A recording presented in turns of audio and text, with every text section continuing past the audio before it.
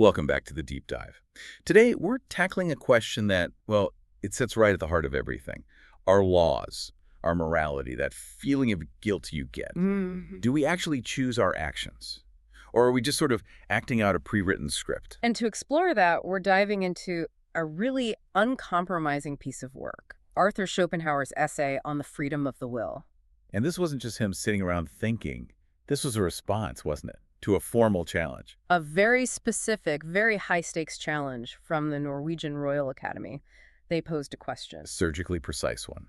Can the freedom of the human will be demonstrated through self-consciousness? They're targeting the one place we all feel free. Exactly. Our mission today is to really dissect that feeling, that concept of liberum arbitrium, the free decision of the will, and see if it holds up. Because Schopenhauer is going to argue that our actions are, well, completely determined, necessary. And that immediately creates this huge problem, right? If everything is determined, how can we possibly be held responsible for what we do? It's a terrifying idea.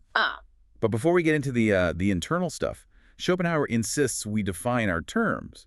He starts with the most basic kind of freedom. Physical freedom. Right. And this is the one everyone gets. It's just the absence of physical, material obstacles. A bird isn't in a cage. It's free. The press isn't censored. It's free. If nothing is physically stopping you from walking out the door, you are physically free. And this is immediate, undeniable, and, for this debate, almost completely irrelevant. Because the Academy isn't asking if we can, move our arms and legs. They're asking about moral freedom. Is the will itself free to choose?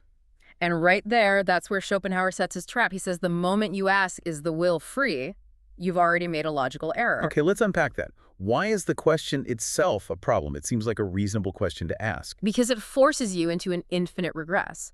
To ask if your will is free is basically to ask, can you will what you will? Which implies there's another will behind that will telling it what to do. Exactly. And another one behind that. He says it's absurd. It's like asking what the foundation of a house is resting on, and then asking what that foundation is resting on. The will is the foundation. You can't go behind it. So if we can't ask that question, we have to look at what self-consciousness actually gives us. What does that inner voice, that sense of self, really confirm? All it confirms with absolute certainty is this: I can do what I will. Our inner world is just full of desires, decisions, passions, volitions. So the certainty is all about execution, about action. Purely. It confirms your ability to carry out a decision once the decision has been made. And that, he says, is the great confusion, the core of the whole illusion. Yes. We mistake the certainty of doing what we've willed, which is just physical freedom, something you only know after the fact, for the freedom of the willing itself, which would have to exist before the act. And self-consciousness can't tell us anything about that. It's completely silent on the causes. And why would it be otherwise? The motives, the reasons for your choice, they all come from the outside world. From the consciousness of other things, as he puts it. Right. Your inner awareness is like a clerk that just records the final verdict. It doesn't get to sit in on the jury's deliberation. It has no idea what evidence was presented. This is where his famous example comes in, right? The man at 6 o'clock. It makes it so much clearer. It's a perfect illustration. So picture this guy. It's 6 o'clock. He's done with work for the day. And he starts thinking, What should I do with my evening? I can take a walk. I can go to the club. I can go to the theater. Or I can just go home. And he feels, subjectively, that all of these paths are genuinely open to him. He feels like he has the objective possibility to choose any of them. He's standing at a crossroads. But Schopenhauer says those are just abstract thoughts, mental pictures. In reality, the moment his fixed, innate character, which we'll get to, interacts with the actual motives of the moment. Like being tired, or wanting to see a friend, or needing to save money. The equation is no longer open. The outcome becomes a certainty. The strongest motive, filtered through his specific character, will determine his action. So when he finally decides to go home, he had to go home. He only thought he could have gone to the theater because he was just, considering the options in a vacuum. So if freedom is an illusion, that brings us right to the opposite, to necessity. To necessity, yes. For Schopenhauer, necessity is anything that follows from what he calls the principle of sufficient reason.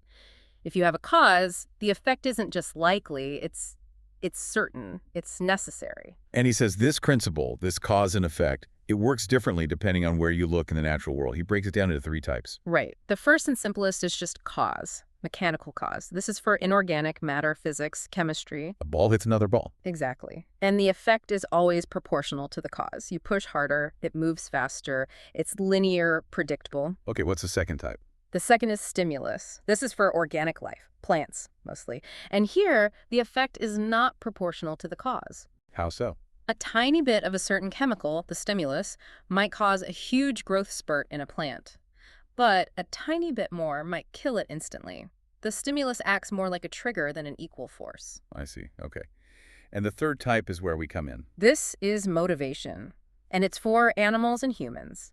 It's causality that's filtered or mediated through cognition, through a mind. The motive has to be understood before it can cause an action. So what's the real line between animal and human motivation then, if we're both operating on this third level? The main difference is that animals are almost entirely driven by things they can immediately see and sense. Things present in time and space. A dog sees food, it wants the food. Right. Humans, on the other hand, have what Schopenhauer calls a relative freedom, and it comes from our ability to be motivated by abstract concepts. Things that aren't right in front of us. Memories, plans for the future, ideas about duty or reputation. Exactly. This is what lets us escape the tyranny of the present moment. You can ignore the immediate motive of being sleepy because you have the abstract motive of finishing your project for a deadline next week. And that feels like freedom. It feels like we're overcoming our basic impulses. But Schopenhauer's point is that an abstract motive like, I need to save for retirement, is still a motive, it's still a cause, and it still compels an action with necessity. It's just a more sophisticated and visible kind of chain. I think that's a brilliant way to put it. We're not free from the chains of causality. We've just swapped out heavy iron chains for, what, fine silk threads of thought. That's a great analogy. So now we have the external factor, the motive.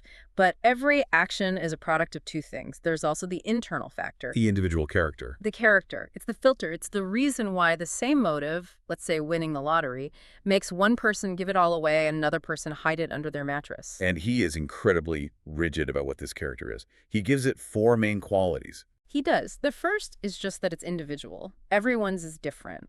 His analogy is that the sun shines on wax and makes it soft, but it shines on clay and makes it hard. The cause is the same. The substance is different. Okay, that makes sense. Second, he says it's empirical, which means you can only learn what your character is through experience. You don't know if you're a coward or a hero until the building is on fire. You build up this self-knowledge over time, what he calls the acquired character. Exactly. Now, third, and this is the most controversial one, he says the character is fixed and immutable. It does not change over the course of your life. But wait a minute, how does that work? We see people change all the time. People who reform, who become better. That's the perfect question. Schopenhauer would say they haven't changed their fundamental character, their essence. They've changed their knowledge, their acquired character. So a person who used to be a thief and isn't anymore, they haven't become a new person. No, they've just finally learned their own tendency towards theft. And through that knowledge, they can now use other, more powerful abstract motives like the fear of prison or the desire for their family's respect to counteract that innate urge. But the urge is still there. The flaw is permanent. You just learn how to manage it. You learn to manage it. This is why he says moral sermons are mostly useless. You can show someone a flaw, but you can't rewire the underlying nature that produces it. He even quotes the old proverb, once a thief, always a thief. Wow. Okay, and the fourth quality? It's innate, inborn. It's a product of nature, not nurture. This is where vice and virtue come from. If we were all blank slates, any moral differences between us would just be random chance. So you have the external motive, and you have this fixed, innate, internal character. And when they meet, the action is inevitable. This leads him to his foundational maxim, operare sequitur esse. What is done follows what is, or the doing follows from the being. The action operare is just a necessary consequence of what your being, esse, is when it's presented with a cause. It couldn't be otherwise. And that just completely shifts the idea of responsibility, doesn't it? Yeah. You're not responsible for that one choice in that one moment. You're responsible for being the kind of person for whom that choice was unavoidable. Precisely. And he's quick to point out that he's not alone in this conclusion. He lists this incredible lineup of philosophers who all, in their own way, came to the same deterministic conclusion. We're talking about the real heavy hitters here. Oh, yeah. Thomas Hobbes, who insisted that even so-called voluntary actions are necessary. And Spinoza. you have to mention Spinoza's stone analogy. It's one of the best. Imagine a stone thrown into the air. If that stone suddenly became conscious, but was only aware of its own motion and nothing else, It wouldn't know about the person who threw it. they would have no idea, so it would naturally think, I am moving of my own free will. Spinoza says that stone is us. He also brings up Joseph Priestley, who said necessity is the only alternative to absolute nonsense. Even Voltaire apparently changed his mind late in life and accepted it. And to really hammer the point home, he goes back to that classic thought experiment, Buridan's ass. Which isn't actually about a donkey starving between two bales of hay, is it? No, that's the popular version. In its more philosophical form, used by Dante and Aristotle, it's about a man. A man placed in a situation of perfect equilibrium. Two equally strong, equally attractive, but mutually exclusive motives. Exactly. And the argument is that man must remain paralyzed. He must effectively starve to death from indecision. If he had a true, arbitrary free will, a liberum arbitrium, he could just pick one.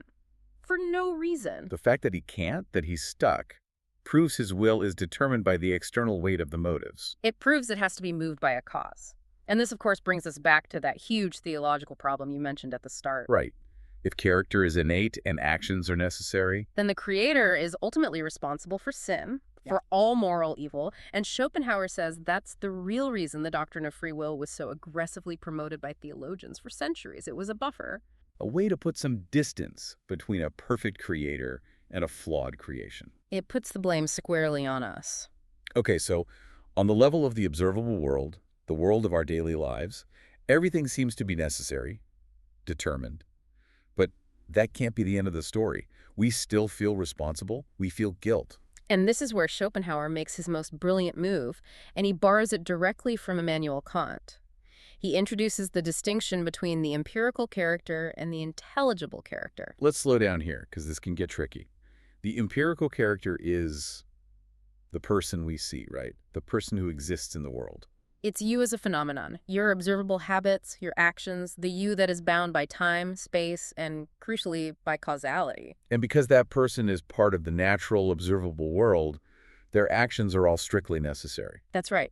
In any given moment, that person, the empirical you, could not have acted any differently than they did. So where's the freedom? He calls it absolute freedom. Where does it live? It lives in a place that is transcendental.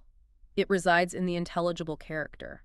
This is the noumenon, the thing in itself. It's the part of you that exists outside of time and space and causality. Outside of time. So when does the choice actually happen? It doesn't happen on a Tuesday afternoon. The choice is a single, timeless, transcendental act. It is the original choosing of your own essence, your own fundamental character. So you freely chose, in some way, it was beyond our normal understanding of time, to be the kind of person you are. Yes, and that finally reconciles everything. That is where responsibility lies. You're not guilty because you made a bad choice at 6 o'clock. You're guilty because you are, by your own transcendental choice, the kind of being for whom that bad choice was necessary. So when we feel that deep, soul-crushing guilt, we're not condemning the act. You're condemning your esse, your being. You're condemning the fixed character that you yourself are, the one that made the act inevitable. That reframes everything. So freedom isn't the ability to pick between coffee and tea on a whim. Yeah. Freedom is the deep, unchangeable truth of who you are. A truth that then plays out necessarily in time. And Schopenhauer knew how difficult this idea was to really grasp. He quotes Helvetius and Malebranche to sum it up. La liberté est un mystère. Freedom is a mystery. A mystery. It's an idea that our intellect, which is itself bound by the laws of cause and effect, can never fully wrap itself around. A really profound place to leave things. We've established that in our day-to-day lives, necessity rules. I know you have one last, very provocative thought for us that comes out of this. I do. If you really truly accept this strict determinism, that every single thing that happens, from the trivial to the tragic, happens by necessity, then Schopenhauer concludes that wishing a past event had turned out differently is nothing more than foolish self-torment. Foolish self-torment. How so? Because wishing the past were different is, he says, just as irrational as wishing the sun would rise in the west tomorrow. It couldn't have been different. The past was forged in the same chains of necessity that dictate the present and the future. So we have to accept the maxim he quotes. Quid fit, necessario fit. Whatever happens, happens necessarily. The only rational path forward is to accept what has been done as completely and totally unchangeable. That's a heavy thought to carry with you, especially the next time you find yourself regretting a choice.